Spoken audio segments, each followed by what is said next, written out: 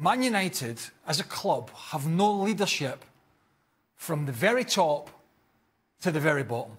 All the way through, every level of staffing at that club. I'm not talking about behind. I mean, senior football staffing, from board members making decisions, to chief executive, to manager, to players. There's no leadership.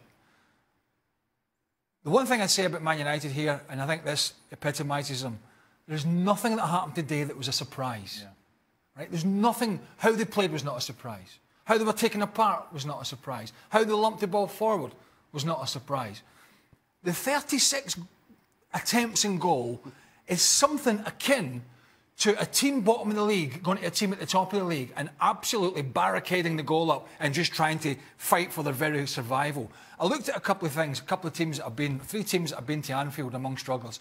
Southampton have just sacked a manager, went up to Anfield. They were all beating these teams. Yeah. Liverpool had 12 efforts in goal, right? 12. Cardiff went up there, promoted, struggling. I think it was something like 19, 20. There was another team recently, I can't remember who it was, went up there, another one of the struggling teams, something like 19 attempts on target. They had double that. Double the amount of efforts on target against one of the biggest, richest clubs in the world. It's frightening. And I honestly, I just don't know where Man United are going. There's no cohesion. I mean, Liverpool have got a plan, the way they play the ball about. How many times did Man United lump it forward, Dan? I mean, they played with three at the back, and then they changed it. It didn't get much better, if any better, but they played with three at the back, which ultimately became five at the back, which is what he wanted. But then you had the midfielders dropping in as well, and they were all holding each other's hand, while Firmino was dropping off into the spaces, and they were rotating midfield runners. Nine and a goalie. Nine and a goalie behind the ball. The only way to describe United's performance is the way to sum up the season. It was a shambles. Gab Marcotti is with us. Gab, let's talk about this Pogba-Mourinho issue. It's a case, it seems, as who will blink first. Mourinho's got to go, hasn't he, surely, before Pogba leaves? Well, I heard what Craig said, and he said that, you know, it's a personality issue between Pogba and Mourinho. I think it's really a personality issue between Mourinho and Mourinho. Because, again, my understanding is, and I appreciate Pogba's had some performances that really were quite poor. But he's not the one instigating anything against Mourinho. If you want to criticize him for not playing well, that's fine. If you want to criticize him for loping around, that's fine. But he's not the one planting stories in the press about Mourinho or trying to lead a player's revolt against Mourinho or whatever else. If he were doing that, he wouldn't even be on the bench. So I think this is quite simple. This is the creation of a scapegoat. Maybe Mourinho's endgame is that, you know, well, maybe they can loan Pogba somewhere in January, maybe to Inter Milan. He can play some Europa League, get his wages off the books, and then maybe Ed Woodward will let me buy somebody in January, and then we'll see where we are at the end of the season. Maybe that's his endgame. I honestly don't know. Makes no sense whatsoever, especially in a game like this where you know you're going to counterattack, where you know Pogba's long balls to a quick striker could have actually been effective. So I'm beyond trying to figure out what goes through Mourinho's head at this stage. But to be fair, Gab, and I'm with you to an extent, and listen, Paul Pogba's nothing to do with Man United losing today. The guy never kicked a ball. But what I would say to the point that you just made there about Mourinho planting stories and his people planting stories, I understand that. But when Paul Pogba was going away with France, before the World Cup and after the World Cup, he was making statements to reporters that were being construed in a certain manner. So he's not wholly innocent in this whole thing. How would you assess that performance today? The performance, the players, they gave everything. And when the players, they give everything, I'm never upset or frustrated with them. I have a good feeling towards them. They play in relation to their qualities, the same way the opponent played in relation to their qualities. They are fast, they are intense, they are aggressive, they are physical, they are objective. They play 200 miles per hour with the ball and without the ball.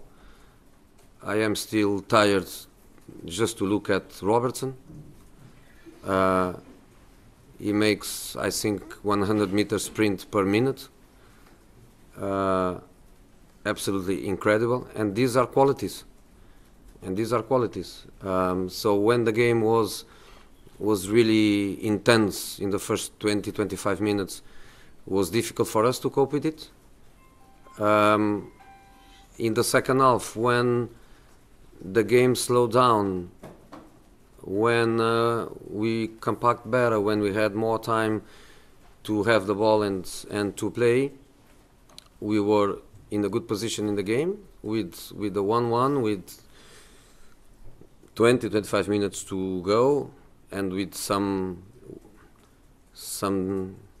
semi-dangerous approaches in the box. So it's hard to lose in the moment where the game was dying, and when Van Dijk, Fabinho, Lovren, they were coming with the ball, they didn't find space, they had to shoot from 30 meters, shots easy to David, shots to the stands, and it's exactly in that moment where we were completely under control that we lose the game with 2 shots that David says easy shots, but because of the rebounds, there were goals. So I would say Liverpool deserves the victory, but it's hard for my players to work hard like they did, and to lose exactly in the moment where we didn't believe that we would lose. If you tell me in the first 20 minutes we are going to lose, I would say yes, it looks so. But in the moment we lost the game is exactly in the moment where we don't believe we are going to lose. Difficult day for Romelu today. Was it the thankless Espn today? Sorry? Difficult day for Romelu Lukaku today. I think he didn't have a bad game at all. I think he fought it hard. He had good movement. He set up the goal. He gave more problems today than he gave last season when we came here for the 0-0 draw. He was lively. He had good movement. He had good interaction. Sometimes his first touch is not the best, and he loses lots of balls in the first touch. Today didn't happen. He had some good link. I think he fought hard. I think he's improving. He played positively the last game against Fulham, and today a very difficult match to play. I think he was positive. Yeah, I know. Yes, I think. Sorry? What gives me that belief? Gives me the belief that we are going to make much more points in the second part of the season than we did in the first part. We played away. I know that we lost some of other matches, but we played away Liverpool, Chelsea, and Man City. Probably the three best teams, apart of Tottenham. But we play with them away. We have, I think, the possibility to do much more points in the second part of the season than we did in the first part. Jose, what you said that United played in relation to their qualities. How would you describe and define the qualities of this Manchester United team? First of all, we have lots of problems related with physicality. We have lots of players that I could consider injury prone, because some of our players, they are always injured, and is not with me. Was before me. Was, if you look to the stats with Mr. Van Gaal and before Mr. Van Gaal with David, if you look to that period, we have players that are permanently injured. When you are permanently injured, physicality is very difficult to get. Then there are qualities that a player has or doesn't have. You cannot improve, you cannot make them have. I give you an example. Robertson, Mane, Salah, Wijnaldum, Keita, Fabinho, they are physical players. In the top of that, they are good players technically. I also have lots of good players technically, but we don't have many players with that intensity, with that physicality. So when the game has high levels of intensity, it's difficult for us. Our first 20 minutes was difficult for us. Then, when we had the ball, when the tension went down, when the intensity went down, was easier for us to be in the game. We managed to have the ball and to bring the game into, I would say, our side, in the sense of now we are playing the way we can. And these are our qualities. And I think you like to say sometimes that is the manager's choice. You can compare my Porto team with Liverpool. You can compare, because the qualities of the players are there. Was my best team in defensive transition. We lose the ball, we bite like mad dogs, and we recover the ball after 2 seconds. In Real Madrid, I had my best team in direct counter-attack, because I had young Di Maria, young Ronaldo, young Higuain, and young Benzema. We killed everybody in offensive transition. And in Inter, I had my best team in a defensive low block, where people like Materazzi, Samuel, Lucio, Cordoba, in a low block, you can be there 5 hours and you don't concede a goal. So players make teams play in a certain way. Okay, last question.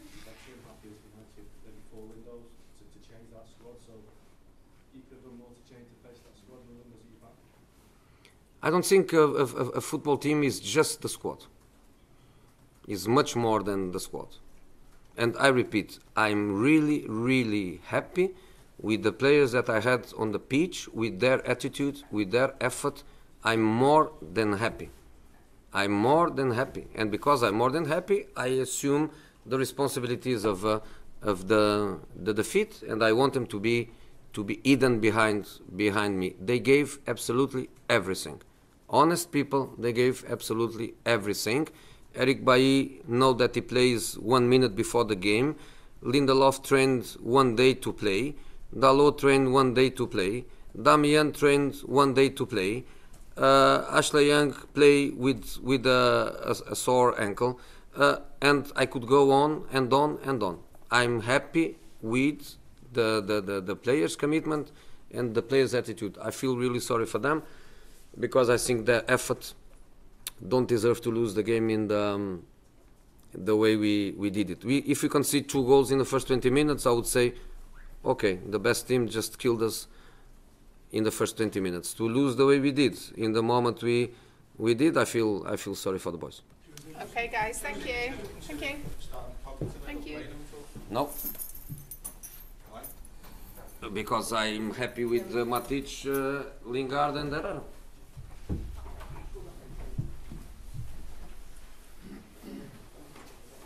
So Liverpool returned to the top of the Premier League table after a 3-1 win over rivals Manchester United. Shaka Hislop is joining me to look back on this one. Shaka, Liverpool with their first win over Manchester United in 9 Premier League games now. In terms of the title race, because I'm sure a lot of people did predict this result, at least on paper, but in terms of the title race, just how significant was it? I think it was huge. A number of things. Listen, going into this game, in terms of form and in terms of the expectation, it's Liverpool all day long, right? We accept that. But when you look at, you mentioned the recent record head-to-head between both Manchester United and Liverpool. Manchester United in the last 2 visits to Anfield, 2 0-0 draws. You know how Jose Mourinho sets his team up. And then the big concern for me, from a Liverpool perspective, is how would they cope emotionally after that Champions League win in midweek? Would that affect their approach? Would that affect how this 90 minutes played out? And given what we expected from Jose Mourinho and their approach, and going into this game, speaking on ESPN FC, I thought this was going to be a 0-0. But that all changed, obviously, once the opening goal went in. But even up to that point, you saw how this game was going to be played out. United with 3 at the back, and Liverpool having the lion's share possession, but largely frustrated. And then the goal comes, and the game just opens up. And from there, it was all Liverpool. Then the Alisson error, And again, you just wondered how Liverpool would cope on the back of that. But they did it. But they did, and I think it summed up the difference between the two. Not just in terms of approach, it summed up the difference between the two managers and certainly the players that they have at their disposal. Well, speaking of those two managers, because we just have to touch on Jose Mourinho's post-match interview, and I was just telling you, I go in there expecting some sort of catty remark from Jose to at least pull something back, you know, but he kind of said, well, what can we do? I mean, they're a top team, they were better than us, so surely this has to be it. He sounds like a man on borrowed time. It is, and you just wonder if Jose Mourinho's excuses have now run their course, and if nobody's going for the smoke and mirrors excuses that he presented. Before now, it'd be easy to blame Paul Pogba, make him the scapegoat for everything that's wrong with Manchester United, or somehow blame Woodward for everything that's not gone right at Manchester United. But to put things in perspective, if 12 months ago I gave you a choice between Alexis Sanchez and Xherdan Shaqiri, you take Alexis Sanchez a million times out of a million. Yep. Yet Sanchez has been a disappointment. Both club and player seem to want out of that relationship. And Shaqiri, the man who comes off the bench for Jurgen Klopp and Liverpool and changes the game. Albeit with the help of two very kindly deflections, but it was no less than Liverpool deserved, and no less than we'd seen from Shaqiri ever since his arrival at Anfield.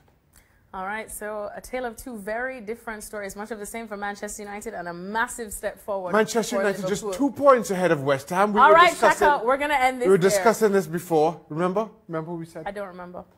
Another exciting week of action in the Premier League. Gab Marcotti was given the task of picking his team of the week. Here it is then in all... Oh, there's Gab. There he is. Let's take a look at his team in all its glory. Danny Ings, of course, that brace up front. Hazard, Mkhitaryan, Deulofeu. Hassan Hurtul is the manager. Just the one, or just the two Liverpool players. Do you have a problem with that, Steve? Are you happy with that? No, well, they weren't playing against much, were they? No, I suppose not. That is true. I thought Robertson, I mean, you can pick any, but I thought Robertson again was outstanding for Liverpool, wasn't he? Left back. Aye. He's absolutely come on leaps and bounds, by the way. Particularly his passing. Now, how come this used to be a shared team of the week with Gab, Stevie, and our other? What happened to that, Stevie? He squirmed out of it. I'm not really so sure. They just decided that was it. It was going to be singular from now on. Gab, what was your most difficult decision of the weekend? Actually, it was over at left back. Actually, I thought Holebas had a really good game. He also scored. I thought Robertson had a tremendous game. I would have gone for him, but then I thought of the Stevie principle, which is also why Jurgen Klopp isn't manager. Is that this week they weren't playing against very much. No. So certainly Watford had a tougher task. I thought. That Do you know if I was picking it this week? Do you know if I was picking it, Gab? You're not. You Well, I'm absolved not. yourself in of the any past. I would have responsibility. had somebody who, over the last 3 years, has had nothing short of an absolute nightmare. Joe Hart in goal. He made a couple of fantastic saves. Right. Didn't they lose, though? No. Yes. Yes, he did. No, they didn't. Yes, they did. You should have watched Christian the game. Eriksen scored. You should have watched the game to the end. Sure he did. That's why you don't pick team of the week. But even so, Oh, he's out. he kept him in the game. But I mean, he had a couple of fantastic saves. Joe Hart was it? Did you miss the end of that game? I missed it. Clearly. That's answered my Another scintillating team of the week feature. Just a reminder, ESPN FC with you throughout the week. You can always download our daily podcast as well for bonus material. Come to extra time. Steve's in a rush. Why are you in a rush today, Steve? Me? Yeah. Where did you come out with that? Because you were shouting our producer when he was talking. You were like, come on, get on with it. All right, wee grass, ain't you? Oh, wee grass. Tell you what, you imagine him at school. What? Running up the teacher. Miss, he said that. What, I'm just saying. You were in a rush. It was him, sir. Oh. It was her, sir. See? Wee snitch. I thought you'd be happy. Aye. I thought you'd be happy. Is this Liverpool's best chance of winning the Premier League? Oh. Well, it's not, is it? Come on, then. Well, if they'd beaten Chelsea and done it all then surely that was their best chance. How many points? Hold on a second. Okay. I do appreciate you backing me up there. Well, you may not back Okay, you up. so name me the last time Liverpool, at this stage of the season, were top of the league without losing again. Right. But they weren't up against... Oh, but can you just answer the question? I don't want a question with a question. This is their best start to a Premier League season ever. I there you go. grant you that. Right, so why is this not their best chance? Well, because they were 8 points clear before and they mucked it up, didn't they? Well, only 3 or 4 games to go. Would you not be... See, you can turn stats any way you want. You asked me a question, right? Right. And I gave you an answer, but you don't want that answer. So now you try to throw something else at me. You gave me a noise. Here's another way to put it. Here's another way to put it. You're upside down day to day. Would you rather be top of the league now? Would you rather be top of the league now or top of the league with a month to go? Yes. A month to go. That wasn't the question. Well, that was the question was, is this Liverpool's best chance of winning? No, but surely the best chance is when you clear with a month to go. But we knew they were crap. We knew they were going to give it away. No, you didn't. Is this Liverpool's best chance of winning the Premier League? Yes. Oh, no, it's not. Oh, no, it's not. Seriously? Yeah. I'm going to ask a question then if you don't want the answer. I know the other side to it. I know you can't. That's my answer. I know you can't. Just because your answer's different. I know you can't see his Gab, but seriously. He's off his chair. He's off his chair. Because you moved it. The bell's about to ring. Gab, what's tickled your fancy? What's happened? just the notion that, like, if you're discussing the best chance to win something, then surely it is when you have a big lead and it's near the end of the season when there's only a few games to go, rather than right now when you have a 1 point lead and there's more than half the season to go. Christmas card list. There you go. Hopefully Liverpool will win. Look, it's a great chance they have this season, but it's not a better chance than that chance. All right, let me put it differently. When Alan Moreno is half a yard away from the goal line and the goalkeeper is way off his line somewhere else and there's nobody there, surely that's a better chance than Lionel Messi shooting from his own box with the entire Manchester United defence lined up at the other end. What's heavier, right? A pound of feathers or a pound of stone? Well, they're the same. Okay, there you go. What's that got to do with anything? What's that got to do with Liverpool? Are we just doing riddles? Well, you're just throwing out all kinds of nonsense, so there's another bit of nonsense for you. I tell you what, it's a really horrible position Liverpool are in under Brendan Rodgers. By the way, Jared, what did you send that question in for? You're getting the blame for this. Right, lads. Right. Buckle down today. We're 8 points clear and the season's coming to an end, nearly. But we haven't got a very good chance. Oh, dear. Gab, will Jose Mourinho find a job with another top-level club? I mean, I think it depends what you define as top level. I think if you're talking, you know, and again, it also depends how it ends at Manchester United, right? If he wins the Champions League, but assuming he doesn't, assuming he gets sacked before the end of the season or at the end of the season, and he doesn't win anything major, I think the very highest level is beyond him now in terms of Paris Saint-Germain, Bayern, those types of clubs. I think at that stage you're looking to step down, but I could see him making a return to Inter, possibly. Did you see those rumours today, Gab? He said top level club. Did you see those rumours today, Gab? Was there anything in those with the Inter rumours? No, I mean, I think, you know, Spalletti blows hot and cold, and the new owners are looking to make a statement, and Beppe Marotta's on board, and I think it kind of suits everybody to have those out there. But no, there's nothing in it now anyway. The dude's got a long contract with United. There's no way Inter would be going after him and you know, paying to get him out of United. That's just not possible. If he becomes available and if Inter need a new manager, I'm sure that they'll look at him. He looks to me now like a manager who wants, if he gets an opportunity or if he pushes for it, to manage on the international stage, Mourinho, because he looks to me that he's had enough of the day-to-day, because the Porto and the Chelsea early days were great and he was the darling of the media. Yeah. But he got a bashing at Inter Milan, even though he was successful at Inter, and correct me if I'm wrong, but he had a love-hate relationship with the Italian press, a lot of them. He got a pasting in Real Madrid. Yeah. He got a doing after the early success second time round at Chelsea, particularly over all the shenanigans with the physiotherapists and the doctors, and then the results and the second season syndrome. And now he's getting absolutely pelted again. International management is less, it's not easy, but it's less hands-on. You've got much more time to yourself. He just doesn't look happy. Is this Mourinho's coaching job worse than Van Gaal or Moyes' tenure at United? Sign a happy Liverpool fan. He won some stuff. He won some stuff, didn't he? But it is now. This season's the worst ever, but last year they were second. He spent nearly 400 million and they're in the position they are and playing the way they are. I mean, I don't think under David Moyes or Van Gaal they were worse than that, were they? I don't think they were. Gab? Well, I mean, Van Gaal also won silverware. You need to project forward and say, you know, what would Moyes have done in year 2 and 3? Would he screw things up beyond all belief, or, you know, where would he be? I think what you have to look at is, are United on any kind of upward trajectory where you look at it and you say, yeah, well, there's a bunch of stuff to work on, but, you know, these 4, 5, 6 players, you know, they'll be there in a couple of years' time when we see ourselves competing for the title and whatnot. And I don't think he's there. I mean, even the Liverpool subs are happy. Which is not, you know, I'm sure there's a few grunts and groans behind the scenes, but not many. Usually, when you see people prepared, like Sheridan Shaqiri, he's played a few games, but he's won the Champions League with Bayern Munich. Okay, he was at Stoke City, gets an opportunity to come in. He knows he's not playing every week.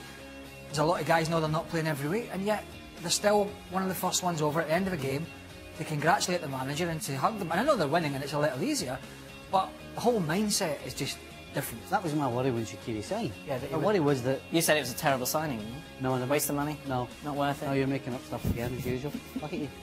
Hey? Look at you sitting over there. Hey, look at him sitting over there. Fifth best player sitting in his clearly... wee high chair. My wee high chair? Isn't that a contradiction in terms? No. Why? That's what we say in Scotland. Is it wee small? Are you Scottish? Isn't we Are you small? Scottish? Isn't we small? Are you Scottish? Is we small? Are you Scottish? Is we small? You had a bad weekend. I don't know, I've done it upset him. Fifth best player is clearly in decline. Might just make the top 20 next year the way things are going. Involved in all 5 goals, including a hat-trick. Opinion, please. Ever since his Ballon d'Or, Messi was unbelievable against Espanyol, and obviously fantastic today. Yeah, he was rubbish before that, wasn't he? Right. Well, there was people putting out... You said ever since it... What about the old Virgil van Dijk's the best player in the world? Yes, that's interesting. Virgil van Dijk... Who said that? People have said Virgil van Dijk... Name names. I'm like, come on. Name names. Come on. Do you know what I mean? Great defender at the moment, but... Finally. I mean, Messi's unbelievable. People in social media, I shouldn't take social media serious because there's some absolute... balloons. Boneheads. That's why you left it, Steve. Messi's in the decline. That's what somebody said. I wouldn't have him. I wouldn't have him over Van Dijk. He's in decline. And all that. Oh my God, one of the greatest players in the history of the game. In decline? What the hell is wrong with these people? Who said he's in decline? Twitter. Twitter. Any PSG questions? No, enough about PSG. PSG. Go to the specialists on PSG. Final question. Bloggers. How can you guys not think a horse is an athlete? Horses train every day, strict diets, and perform. This was after ESPN's top 20 list of the most athletic people. Oh, there we go. Most dominant athletes of 2018. And Justify was in it. And I think we discussed on Thursday that a horse isn't an athlete. Well, I was off on Thursday, and now I'm glad. Would you say? Would you have a horse? All right. Gab? I would say a horse is a horse. Gab, I don't know about Dan, you. Yes. Yeah, a horse is not an athlete for the simple reason that an athlete goes and uses his body to go and play a sport. A horse has a little man sitting on top of him, riding him, telling him where to go, telling him how fast to go, whipping him occasionally. That's not the same thing. It doesn't actually tell him how much faster to go, does it? And wander off and waste his money on booze and fast cars and women like George Best did. A horse does not have that option. A horse is stuck there in his stables with his little elf who rides him around the track. Come on now. I love how you're telling us this, Gab, as if no, we I actually say didn't max know respect, but come on. Horse. Is a horse an athlete? Is that what we've come to? This is it. Stephen? Stupid. I suppose it's not an athlete. You could have been a jockey. I think I'm a bit big even for a jockey, aren't I? 5'8", bit big. Yeah, but 5'8". Yeah, right. Every time. 5'8". Stood in a bucket. That is it. I'll be back. Give me the hand to get off your wee height here. All 5'8" of me. We'll be back tomorrow. Are you here tomorrow, Stevie? Aye. Oh, are you going to be in a better mood? Well, Champions League. I would suggest it's you that needs to be in a better mood. Only if Liverpool get Leon. Yeah, if Liverpool get Leon. Yeah, I'd say that'd be great. That would be a fix. Saturday and Sunday's Premier League action has wrapped. Shaka Hislop is joining me to look back on it. Let's have a look at how the table is looking after some very significant results. Liverpool with their first win in the Premier League over Manchester United in 9 games. They're right back at the top of the table, just ahead of Manchester City. But let's talk about Arsenal, Shaka, because they suffered quite a shocking loss, I'm going to say today, up against Southampton. Yeah, it was. And a disappointing loss. Breaks this 22-game unbeaten streak that they were on, and it's disappointing. Did I see this coming? No. But kind of looking back on it in hindsight, maybe the signs were there. Southampton fans will tell you, hadn't actually been playing as bad as the results suggest. Now, you take that for what it means. But they get a new manager in Hasenhüttl, and you expect that little bit of a knee-jerk reaction. I initially thought maybe it would come in a few weeks. I didn't see it happening against Arsenal, certainly not in the form that they've been in or spoken about their run. But when you look at Arsenal and how they were forced to line up, Koscielny's coming in for his first game in quite some time, but no real recognised defenders on the bench for Unai Emery to call on. Lichtsteiner goes down injury. He picks up a knock, has to be substituted. Bellerin is substituted, and then just before the third Southampton goal, Koscielny, he gets hurt in a challenge himself, and I think doesn't do a very good job of tracking Charlie Austin, who scores. All that being said, Bernd Leno, a lot of fingers will be pointing at him, rightly so, but then that is a little bit of a balancing act between this playing high up as a sweeper keeper and then trying to play a more orthodox style. You get caught in between, which is what happened, and Arsenal left to pay the price. All that being said, if 8 weeks ago you said to Unai Emery, if the next 22 games, next 23 games, you're only going to lose 1, given the style that they had, you take it. Doesn't make the day's result or any easier to digest.